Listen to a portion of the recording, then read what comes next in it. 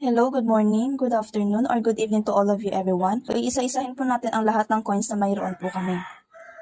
So, ang first is itong piso ng Pilipinas. Ayan, makikita natin dito na ang year ng coins na ito ay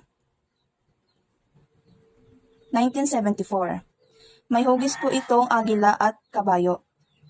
So, ang next naman po ay ang 20 cents. Ito. Okay. Ayan. 20 cents ng Bank Negara, Malaysia. But I don't know po kung tama po bang pagkakapronounce ko ng Negara. Ang year ng coins na ito ay 2011. Sa harap ng coins ay may hugis na bulaklak. Ayan, kung nakikita nyo po. At sa likod naman po nito ay may hugis na parang crown. I don't know po if crown po ito, but I think crown po yung nasa likod ng coins na ito.